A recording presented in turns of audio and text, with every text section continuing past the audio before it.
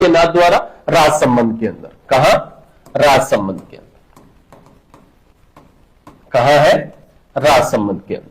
तो पहले ही आंसर का क्वेश्चन या जो प्रश्न है उसका जो आंसर है वो क्या रहेगा? कपड़ा। क्या है? कपड़ा। इसी श्रृंखला में हम आगे बढ़ते हुए दूसरे प्रश्न को देखते हैं। इसमें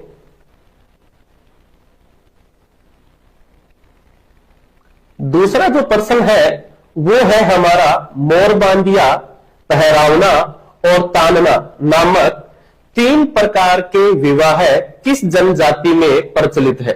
किस जनजाति में प्रचलित है? भील, सहरिया, ग्रासिया या मीना? किसमें है ये? ये जो है वो है ग्रासिया जनजाति के अंदर। कौन सी जनजाति के अंदर है ये? ग्रासिया जनजाति के अंदर ये तीनों प्रकार के विवाह प्रचलित में आते हैं। इस विवाह में होता क्या है? इस विवाह के दौरान यह कहा जाता है कि वर पक्ष के द्वारा वधु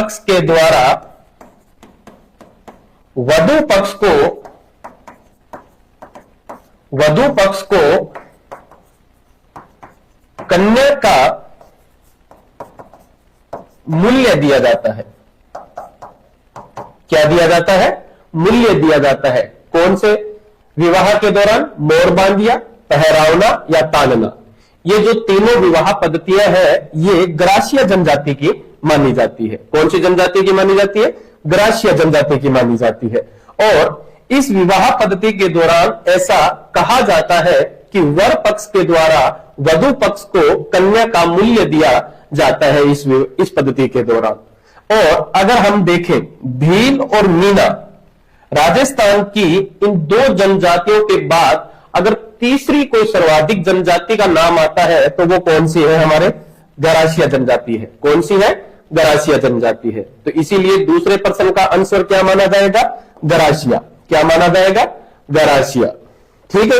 हम अब आगे चलते हैं। इसी क्रम के अंदर तीसरा प्रश्न देखते हैं। यहां से तीसरे प्रश्न में यह कहा गया है कि अक्षय तृतीया का त्योहार कब मनाया जाता है? अक्षय तृतीया का त्योहार कब मनाया जाता है? वैशाख महीने के शुक्ल पक्ष की तृतीया को, ज्येष्ठ महीने के शुक्ल पक्ष की तृतीया को, वैशाख महीने के कृष्ण पक्ष की तृतीया को या आषाढ़ महीने के शुक्ल पक्ष की तृतीया को कब मनाया जाता है? इसे मनाया जाता है वैशाख महीने की शुक्ल पक्ष की तृतीया को मनाया जाता है, जिसे हम आम भाषा में कह देते हैं आखा तीज। क्या कह देते हैं? आखा तीज। जिस दिन ऐसा माना जाता है राजस्थान के अंदर कि सबसे ज्यादा बाल विवाह होते हैं। क्या होते हैं? सबसे ज्यादा बाल विवाह होते हैं भी।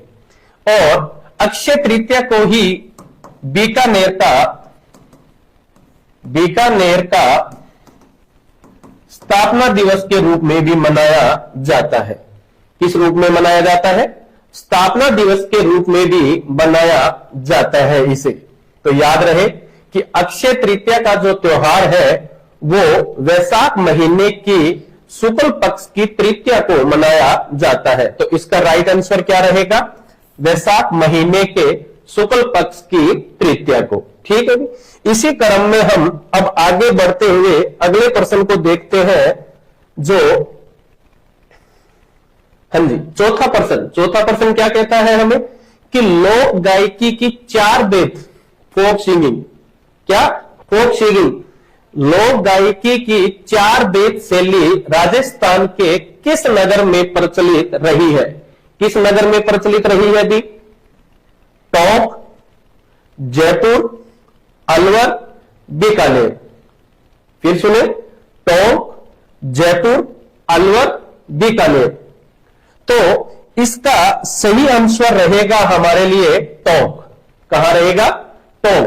तो 4 बेद शैली जो लोक गायकी की एक शैली मानी जाती है राजस्थान में, वह किस जिले में प्रचलित है? तो टोंक के अंदर है।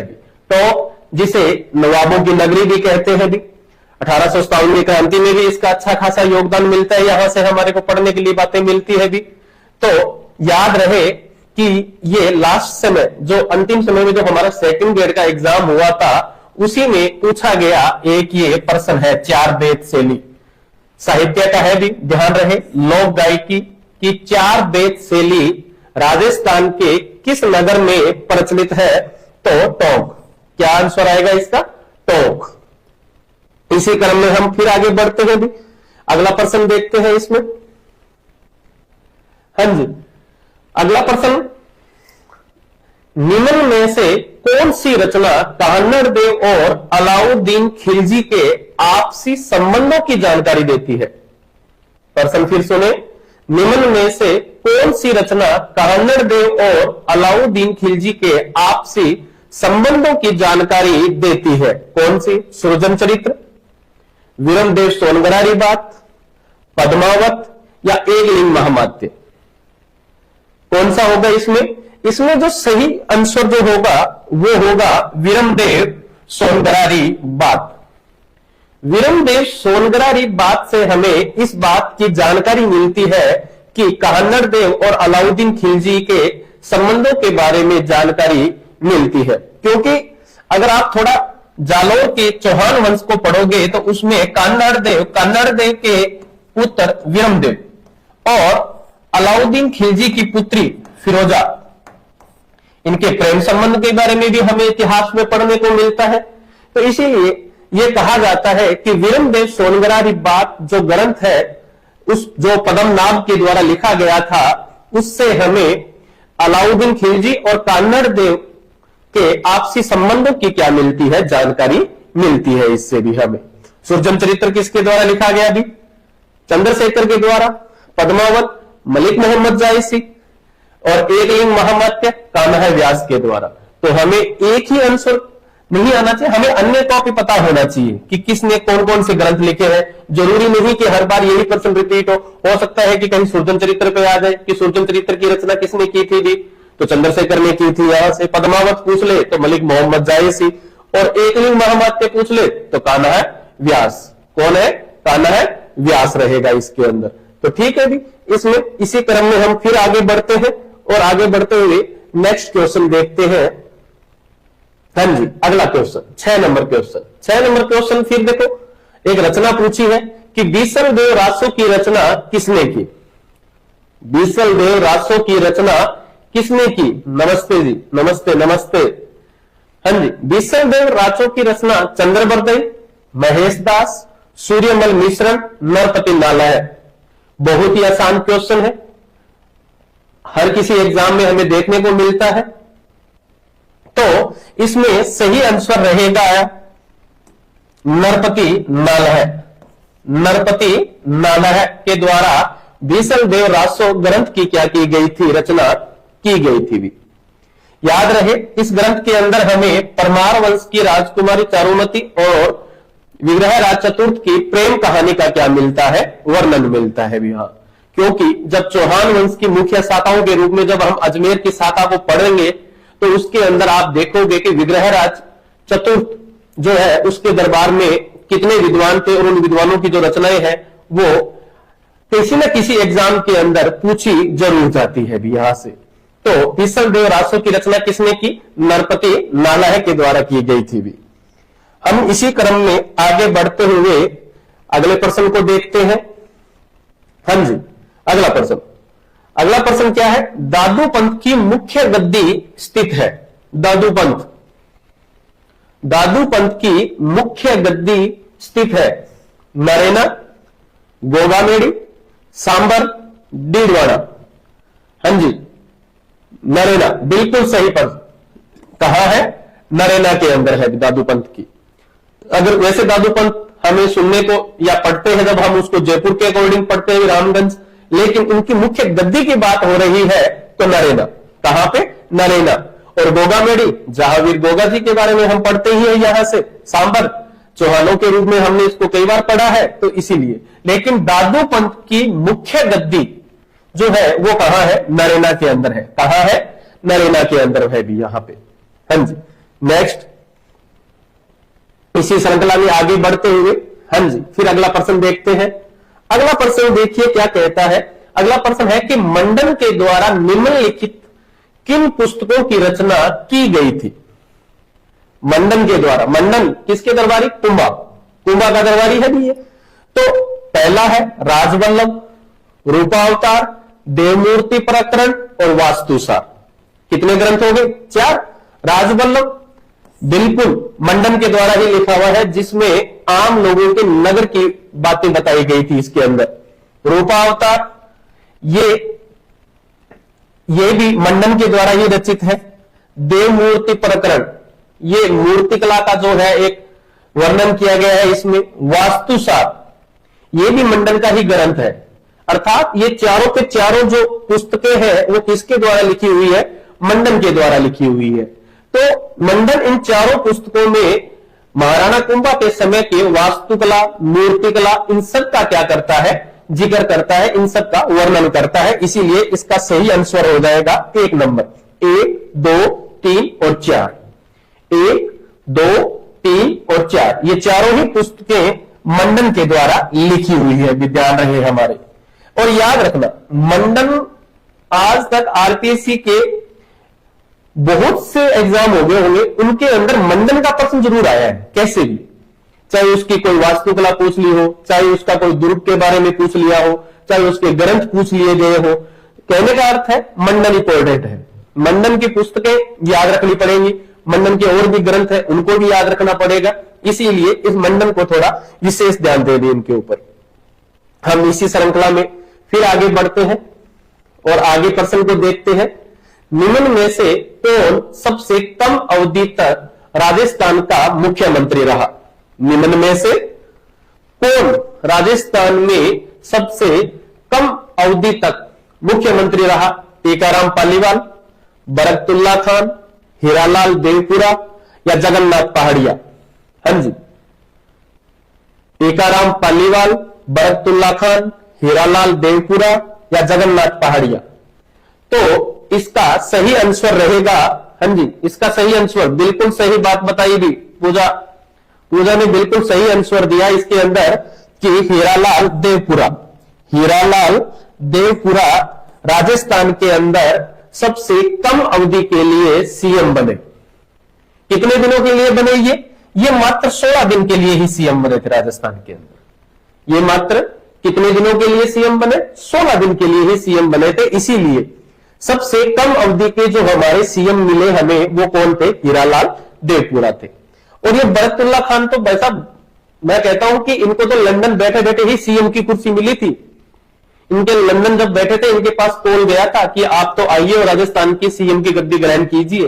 ये कभी कोई सीएम की स्पेशल क्लास होगी तो वहां आपको बताएंगे इस बरकतुल्ला का किस्सा भी।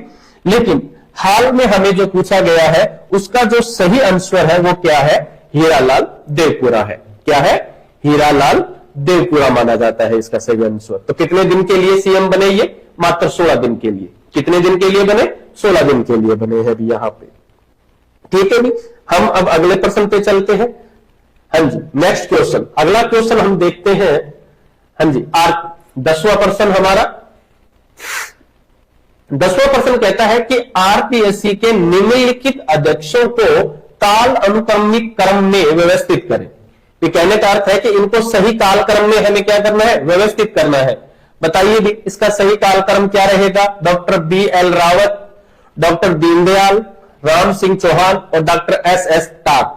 4 है, इन चारों के क्रम बताने हैं हमें। तो पहला है BDCA, दूसरा है ACBD, तीसरा है CADB और चौथा है DBAC। क्या रहेगा इसमें सही? इसमें जो सही आंसर जो हमारा रहेगा, हाँ जी, सही आंसर क्या रहेगा इसके अंदर हमारा? बिल्कुल 2 नंबर। 2 नंबर जो आंसर है वो बिल्कुल सही माना जाता है, ACBD। कहने का अर्थ है ए के ऊपर कौन? Doctor BL Rawat, BL Rawat. फिर C Ram Singh Chauhan, Ram Singh Chauhan.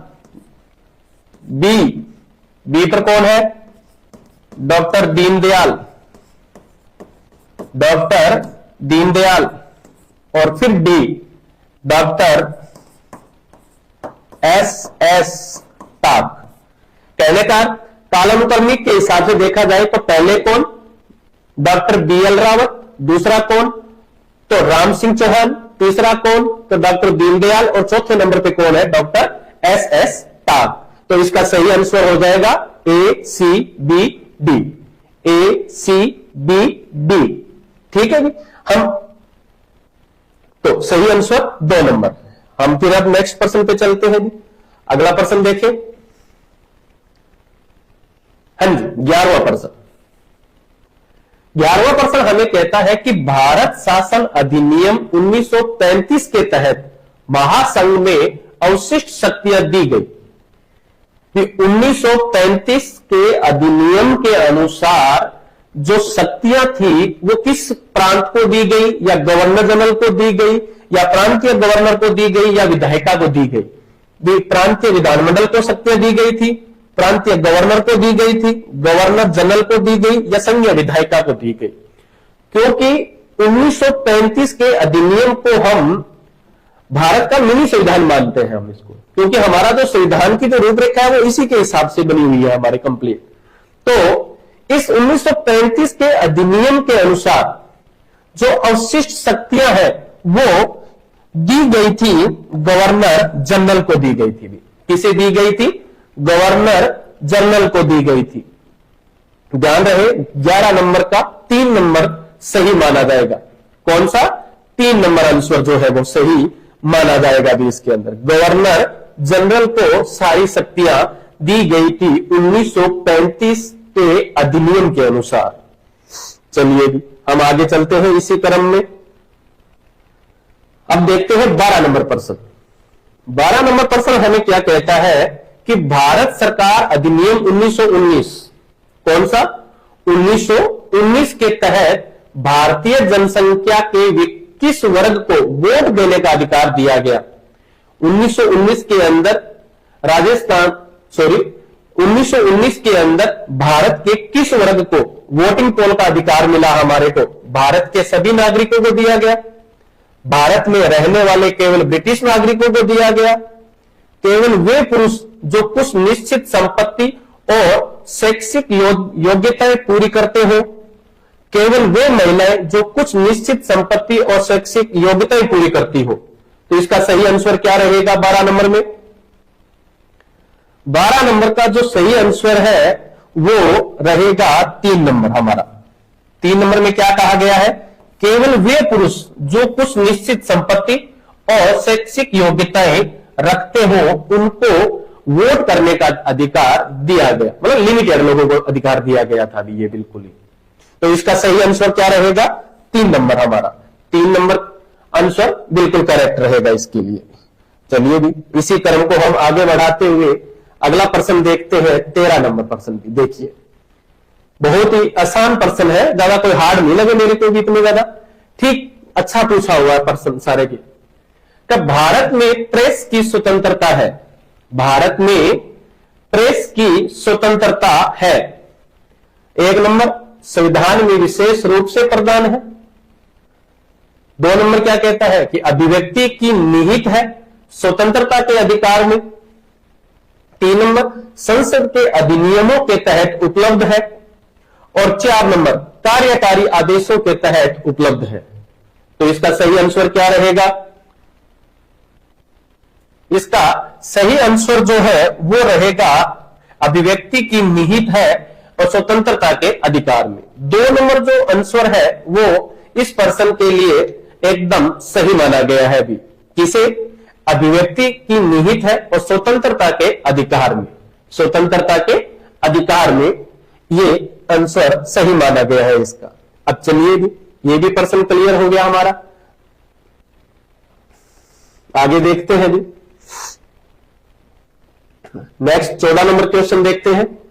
14 number question हमें क्या कहता है, 14 नंबर क्वेश्चन हमें यह कहता है कि भारतीय राज्यों एवं केंद्र शासित प्रदेशों के लिए निर्यात तत्परता सूचकांक, निर्यात तत्परता सूचकांक, एक्सपोर्ट प्रिपेरेंस ऑफ इंडेक्स कौन तैयार करता है?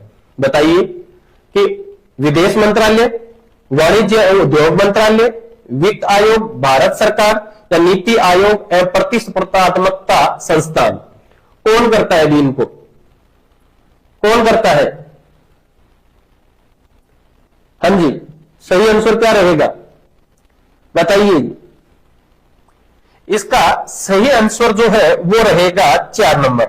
नीति आयोग एवं प्रतिस्पर्धात्मकता संस्थान जो है वो भारत के राज्यों एवं केंद्र शासित प्रदेशों के लिए निर्यात तत्परता सूचकांक को क्या करता है? तैयार करता है। याद रखना भी, ये प्रश्न किसी और वे में भी घूम के आ सकता है। अच्छा प्रश्न है, ठीक है। इसी क्रम में हम फिर आगे चले, अगला क्वेश्चन देखिए भी। हाँ जी, ये सारे के सारे प्रश्न पूछे हुए हैं सेकंड ग्रेड के अंदर।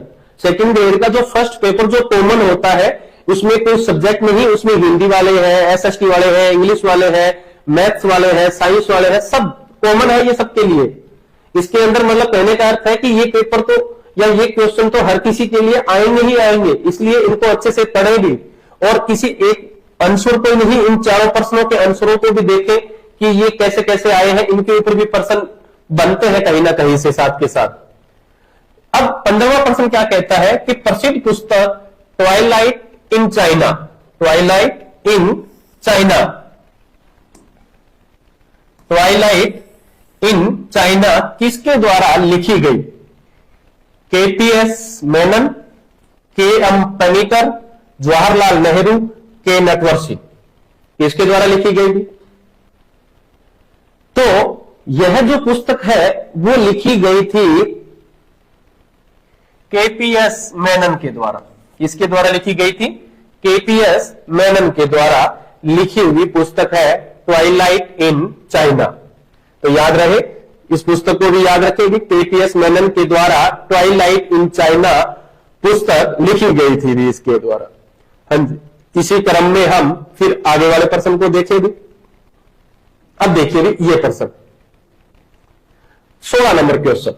16 नंबर क्वेश्चन क्या कहता है कि 31 अगस्त 1989 को कौन सी संधि पर हस्ताक्षर हुए थे? कब की बात है? 31 अगस्त 1986 को कौन सी संधि पर हस्ताक्षर हुए? तो कौन सी संधि पे हुए भी? जर्मनी के एकीकरण की संधि, आंशिक परीक्षण निषेध संधि, आणविक अप्रसार संधि या IRBM संधि? वैसे तो आरपीएससी ने इस प्रश्न को यह माना जाता है कि डिलीट मार दिया था भी, और हमारा जो नजरिया है वो उसमें यही कहता है कि जर्मनी के एकीकरण की संधि के ऊपर इसमें क्या होते हैं? हस्ताक्षर होते हैं। अधिकतर लोगों ने इसको जर्मनी के एकीकरण के रूप में ही देखा है भी, लेकिन आरपीएससी ने इस क्वेश्चन को क्या है बाद में डिलीट मार दिया था, क्योंकि इसके अंदर कहीं ना कहीं कुछ आंशिक या पार्श्विक के रूप में भी कुछ लिखे हुए शब्द मिलते हैं हमें संधि के रूप में, इसलिए इस प्रश्न को बाद में आरपीएससी के द्वारा डिलीट ही कर दिया गया था भी। लेकिन इसका सही आंसर 1 नंबर माना जाता है भी। चलिए भी इसी क्रम में हम आगे के प्रश्न को भी देखें। 17 नंबर प्रश्न। 17 नंबर प्रश्न यह कहता है कि गलत युग्मक चुनिए।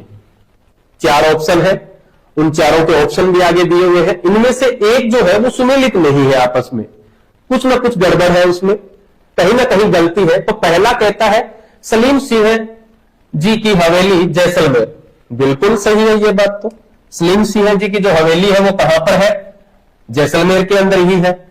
जसवंत का थड़ा जोधपुर, बिल्कुल ये भी सही बात है इनकी। अर्थना का मंदिर डूंगरपुर, और एक त्रिपुरा सुंदरी मंदिर बांसवाड़ा, ये भी बिल्कुल सही है। तो गलत क्या हुआ? गलत अर्थुना के मंदिर। कौन से हुए? अर्थुना के मंदिर। अर्थुना के मंदिर जो है वो डूंगरपुर में नहीं है भी। इसका भी जो आंसर है वो है बांसवाड़ा। कहां पर है ये? बांसवाड़ा के अंदर है। तो ये इसीलिए इसका जो 3 नंबर जो युग्मक है वो क्या है? सही नहीं है। अर्थुना के जो मंदिर है वो डूंगरपुर में नहीं है, वो कहां है? बांसवाड़ा में है। कहां है? बांसवाड़ा के अंदर है। तो 17 नंबर क्वेश्चन का जो आंसर है वो गलत युग्मक है, वो कौन सा है? 3 नंबर है, अर्थुना के मंदिर। अर्थुना के मंदिर कहां है? बांसवाड़ा में। कहां पढ़ते हैं? बांसवाड़ा के अंदर। हाँ जी, चलिए ये भी क्लियर हो गया। अब आगे चलते हैं 18 नंबर प्रश्न के लिए हम। अब देखिए, इसमें कहा गया है कि किस अभिलेख में प्रतिहारों को सौमित्र लक्ष्मण से उद्यत हुआ कहा गया है? क्योंकि गुर्जर प्रतिहारों को जब कभी भी आप पढ़ोगे तो गुर्जर प्रतिहारों के अंदर ज्यादातर तो त्रिपक्षीय संघर्ष पूछा जाएगा। त्रिपक्षीय संघर्ष नहीं तो इनके अभिलेख पूछे जाएंगे, अभिलेख नहीं तो इनकी उपाधियां पूछी जाएंगी। इन तीन ऐसे बिंदु हैं इन गुर्जर प्रतिहारों को लेकर जहां से प्रश्न एग्जाम के लिए पुट होता है, पूछा जाता है आरपीएससी के द्वारा भी। इसीलिए अब की बार इन्होंने क्या पूछा है हमारे से? अभिलेख पूछ लिए। किस बात को लेके? प्रतिहारों को सौमित्र लक्ष्मण से उद्यत हुआ, मतलब लक्ष्मण के अवतार के रूप में इन्होंने प्रश्न पूछा है।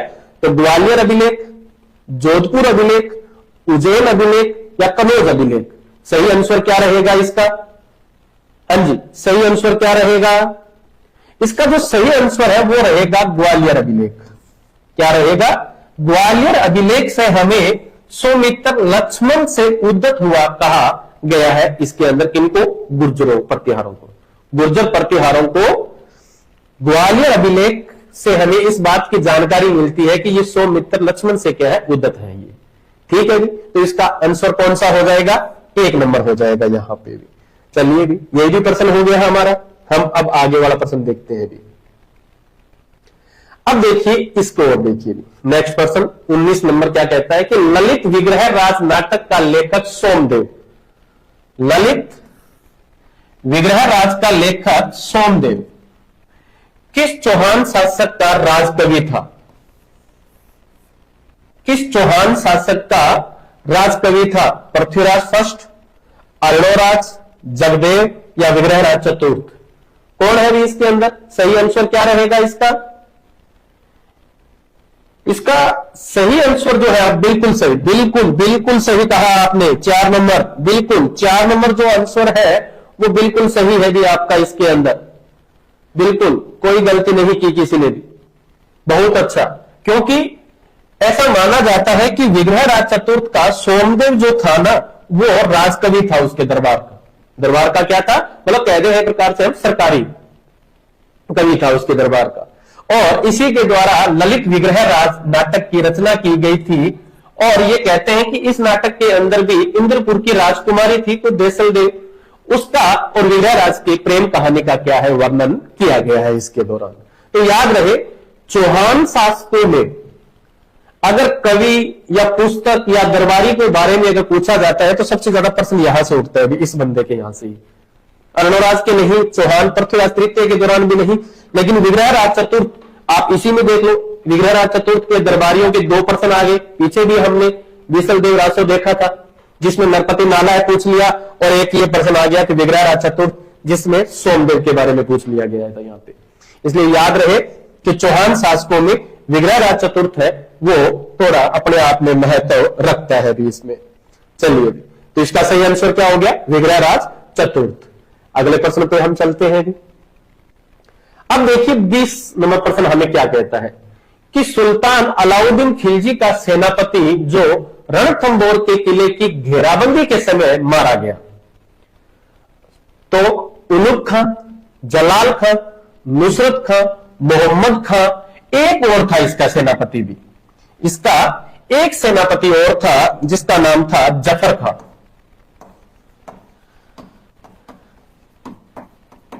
लेकिन ये कहते हैं कि अलाउद्दीन खिलजी के द्वारा जब पहला अभियान किया गया था तो इन 2 भाइयों को भेजा गया था, उलुग खां और नुसरत खां, 2 सेनापतियों को भेजा गया था। नुसरत खां मुख्य सेनापति था उसमें भी। तो इसमें सही आंसर जो है भी मारा कौन सा गया था? तो नुसरत खां मारा गया था इसमें। कौन मारा गया था? नुसरत खां मारा गया था इसके अंदर। और इसके बाद में कहते हैं कि अलाउद्दीन खिलजी स्वयं इस किले को जीतने के लिए दिल्ली से प्रस्थान करता है रणथंबोर के लिए, और रणथंबोर की घेराबंदी कर लेता है पूर्णतया, लेकिन फिर भी वो इस किले को जीत नहीं पा रहा था। लेकिन फिर वो ही हमारे राजस्थान के इतिहास में जब हम देखते हैं कि कोई ना कोई जयचंद निकल ही जाता है, तो यहां से भी एक जयचंद निकला और उसने इस किले के भेद दिए, और भेद देने की वजह से यह कहते हैं कि यहां अलाउद्दीन खिलजी ने इस किले को जीतने में भी सफलता अर्जित कर ली थी। क्योंकि रणथंभौर के किले को जीतना इसलिए जरूरी था क्योंकि रणथंभौर किला जो था वो मालवा और गुजरात के लिए अपने आप की सामरिक दृष्टि से क्या है महत्व रखता था। इसलिए हर कोई चित्तौड़ के किले को और रणथंभौर के किले को जीतने की हर संभव प्रयास करता था भी। चलिए भी, तो 20 नंबर क्वेश्चन का सही आंसर क्या है? नुसरत खां। सही आंसर क्या है? नुसरत खां है इसके अंदर भी। चलिए, यह प्रश्न भी हो गया हमारा। अब अगले प्रश्न की बात करते हैं भी। चलिए, हाँ जी, अगला 21 नंबर क्वेश्चन। 21 नंबर क्वेश्चन पूछता है कि किस इतिहासकार ने हल्दी घाटी के युद्ध को गोकुंडा के युद्ध के नाम से पुकारा है?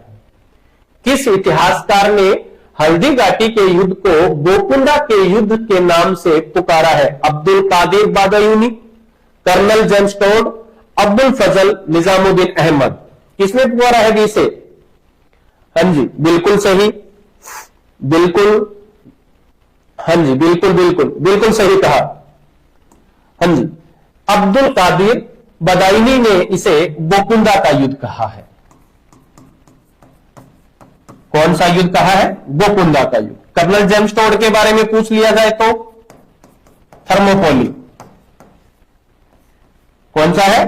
थर्मोपोली। और अब्दुल फजल के बारे में पूछ लिया जाए तो खमनौर का युद्ध।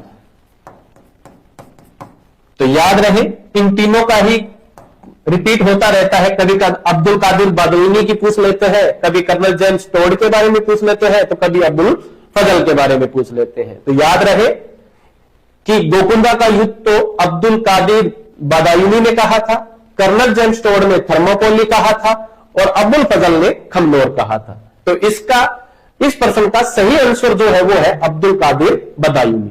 ठीक है, हाँ जी। चलिए, इसी सीरीज में हम फिर आगे बढ़ते हैं और आगे बढ़ने के साथ साथ हम अब अगला प्रश्न देखते हैं। हाँ जी, अब देखिए अगला प्रश्न। अगला प्रश्न क्या कहता है कि 1857 के स्वतंत्रता संघर्ष के समय मेवाड़ का पॉलिटिकल एजेंट था। बताइए भी, major Sowers, colonel Eden, colonel Malleson, major McMahon, कौन था इसका मेवाड़ का पॉलिटिकल एजेंट? 1857 की क्रांति में बार बार पूछे जाने वाला प्रश्न ये। हाँ जी, बिल्कुल सोवर्स, सही बताया आपने, बिल्कुल एकदम से।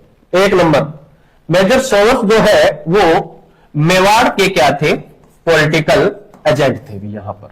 कर्नल ईडन की बात करें तो जयपुर। अब ये मेलिसन भी आता है और एक मैकमेसन, ये था जोधपुर का। ठीक है जी, तो ध्यान रहे कि मेजर सोवर्स जो है वो कहां के पॉलिटिकल एजेंट थे? मेवाड़ के अंदर, मेवाड़ के थे। कहां के थे? मेवाड़ के। और कर्नल ईडन का पूछ ले तो जयपुर के, और मेजर मैकमेसन थे तो जोधपुर के। याद रखें भी, ठीक है। 1857 की क्रांति में पॉलिटिकल एजेंट मेवाड़ का मेजर सोवर्स। इसी क्रम में हम फिर आगे बढ़ेंगे। आगे बढ़ते हुए हम 23 नंबर प्रश्न को देखते हैं भी। अब देखिए 23 नंबर प्रश्न कहता है कि निम्नलिखित में से किस पुरास्थल के निवासी वस्त्र बुनाई की तकनीक से परिचित थे? बताइए भी, बालाथल, गणेश्वर, बेराट, कालीबंगा। हाँ जी, कौन सा है? बताइए इसमें सही आंसर कौन है इसमें? हाँ, बिल्कुल सही बताया भी ये प्रदीप जोशी, बेराट, बिल्कुल सही। हाँ जी, इसके अंदर जो सही आंसर जो माना गया है वो तो बेराट माना गया है, लेकिन आरपीसी ने इस क्वेश्चन को भी डिलीट मार दिया था भी। क्योंकि अगर हम सही पुरास्थलों की बात करते हैं तो अधिकतर ऐसी सभ्यताएं थी हमारे भारत के अंदर, या हम कहें कि जैसे कालीबंगा है, हड़प्पा है, मोहनजोदड़ो है, बालाथल है, गणेश्वर है, रंग महल है, या हम ये बनावली है, रोपड़ है। तो अधिकतर जगहों से हमें वस्त्र बुनाई की तकनीक से परिचित तो लोग थे यहां पे, इसलिए उन्होंने किसी एक आंसर को स्ट्रिक्टली नहीं सही माना, लेकिन अधिकतर लोगों का मानना था कि इसका जो सही आंसर है वो क्या है? बेराट है। क्या माना गया था? बेराट को माना गया था, इसलिए इसका आंसर तो बेराट ही है। लेकिन आरपीएससी ने फिर भी इस प्रश्न को डिलीट मार दिया था कि हाँ, ये प्रश्न हम क्या है? डिलीट करते हैं अभी यहां से। चलिए आगे वाले क्वेश्चन देखते हैं। 23 प्रश्न हो गए हमारे। अब देखिए 24 नंबर प्रश्न क्या कहता है। 24 नंबर प्रश्न कहता है कि चांदकरण शारदा और हरविलास शारदा राजस्थान में किस संस्थान से संबंधित थे? किस संस्थान से? संत सभा, आर्य समाज, इंडियन एसोसिएशन या महाजन सभा, किससे थे? बिल्कुल बिल्कुल कालीबल्ला से भी, बिल्कुल सही। हाँ, वो प्रश्न पहले वाले के लिए। इसका आंसर बताइए हमें कि चांदकरण शारदा और हरविलास शारदा राजस्थान में किस संस्था से जुड़े हुए थे? संत सभा, आर्य समाज, इंडियन एसोसिएशन या महाजन सभा? कौन सी है इसमें? सी नहीं, बिल्कुल नहीं। इसमें 2 नंबर, जो 2 नंबर है वो बिल्कुल सही है, आर्य समाज। ये किस संस्था से जुड़े हुए थे? आर्य समाज से जुड़े हुए थे, क्योंकि आप देखेंगे बाल विवाह, विधवा विवाह, पूर्ण विवाह, पुनर्विवाह के लिए जो बातें होती है उन सब के रूप में देखें तो ये एक आर्य समाज वाली जो संस्था थी उससे क्या है, जुड़े हुए थे। यहां पे कौन? चांदकरण शारदा और हरविलास शारदा, दोनों भी याद रखें इस बात में। हाँ जी, नेक्स्ट देखिए अगला प्रश्न 25 नंबर प्रश्न देखे भी। 25 नंबर प्रश्न क्या कहता है कि 1911 या 1912 में गोविंद गुरु की गतिविधियों का केंद्र था। गोविंदगिरी, डूंगरपुर, संत सभा, जो थोड़ी देर पहले ही आंसर में जो लिखा हुआ था, इनका जो गतिविधियों का जो मुख्य केंद्र था वो था ईडर, सूंठ, बेड़सा या खेड़ा। क्या रहा है इसमें सही आंसर बताइए? ईडर, सूंठ, बेड़सा या खेड़ा, क्या माना जाएगा इसमें? इसमें सही आंसर माना जाएगा बेड़सा। क्या माना जाएगा? बेड़सा, क्योंकि 1911-12 में जब गोविंद गुरु की गतिविधियों का जो मुख्य केंद्र जो माना गया था वो किनको माना गया था? बेड़सा को ही माना गया था। बाकी तो सभी थे, लेकिन मुख्य गतिविधियों का जो केंद्र था वो बेड़सा था यहां पर। फिर बाद में इधर गुजरात की ओर भी चल दिए थे वहां से, फिर वो अहमदाबाद वाला बेल्ट भी हम पढ़ते हैं इनके अंदर, तो आगे से आगे है वो तो। लेकिन इस प्रश्न के हिसाब से जो पूछा गया मुख्य केंद्र है वो कौन सा है? बेड़सा है इसके अंदर। कौन सा है? बेड़सा, बिल्कुल 3 नंबर सही है भी। चलिए इसी क्रम में हम फिर आगे बढ़े। अगला प्रश्न 26 नंबर। 26 नंबर कहता है कि मत्स्य संघ का बृहत राजस्थान में विलय कब हुआ? मत्स्य संघ का बृहत राजस्थान में विलय कब हुआ? कब हुआ? 15 मई 1949, 18 मार्च 1948, 18 अप्रैल 1948 या 30 मार्च 1949? हाँ जी, इसका सही आंसर क्या रहेगा? 15 मई 1949, 18 मार्च 1948, 18 अप्रैल 1948 या 30 मार्च 1949? हाँ जी, सही आंसर, सही आंसर इसके अंदर माना गया है 15 मई 1949 को मत्स्य संघ का बृहत राजस्थान के अंदर क्या है? विलय हो गया था। और संयुक्त राजस्थान का निर्माण यहां 30 मार्च वाले में है, इसीलिए आज भी हम राजस्थान दिवस कब मनाते हैं? 30 मार्च को मनाते हैं भी। ठीक है, तो इसका सही आंसर क्या है? 15 मई 1949। हाँ जी, इसी क्रम में हम फिर श्रृंखला को आगे बढ़ाते हुए आगे वाला प्रश्न देखते हैं। अब देखिए इस प्रश्न को भी, निम्नलिखित में से कौन सा ध्रुव कोषवर्धन ध्रुव के नाम से भी जाना जाता है?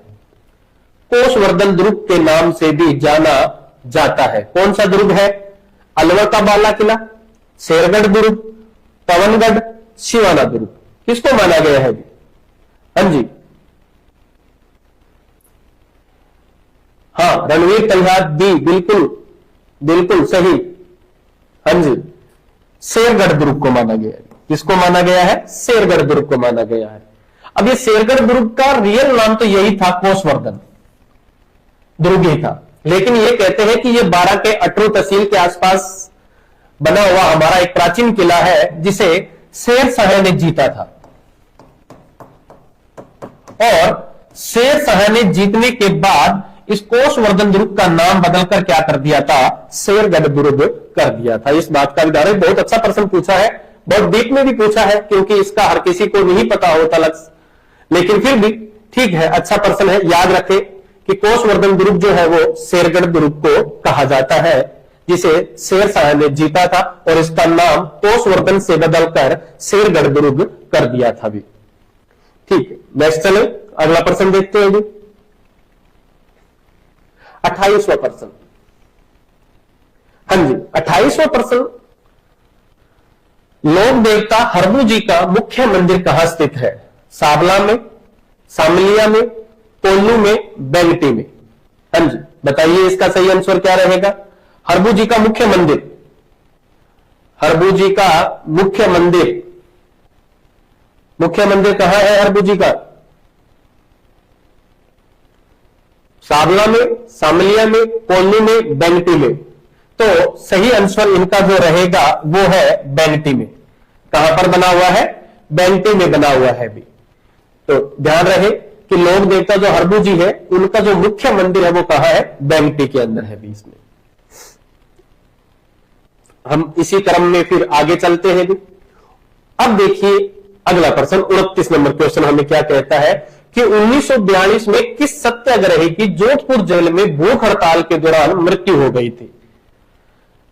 बालमुकुंद बिश्वा, शिवकरण थानवी, गोपाल लाल पुरोहित या तारक प्रसाद? किसकी हुई है? हाँ जी बिल्कुल, बताइए। बालमुकुंद बिश्वा, शिवकरण थानवी, गोपाल लाल पुरोहित और तारक प्रसाद, किसकी हुई है भी भूख हड़ताल के दौरान? तो इस प्रश्न का सही आंसर तो है बालमुकुंद बिश्वा। सही आंसर 1 नंबर बालमुकुंद बिश्वा को माना गया है इसमें। लेकिन आरपीएससी ने इसी प्रश्न को भी डिलीट मार दिया था भी कि वो, अब राम जाने उन्होंने किस बेस के ऊपर इसको डिलीट मारा है, क्योंकि इसका जो सही आंसर है वो तो यही है भी, बालमुकुंद बिश्वा। क्या है? बालमुकुंद बिश्वा को ही भूख हड़ताल के दौरान ये कहते हैं कि 1942 में जोधपुर की जेल में एक सत्याग्रही के रूप में इसकी क्या है, यहां पर मृत्यु हो गई थी भी यहां पर इनका। ठीक है भी, आज के लिए हमारे इतने ही प्रश्न थे भी। थैंक यू देखने के लिए, धन्यवाद।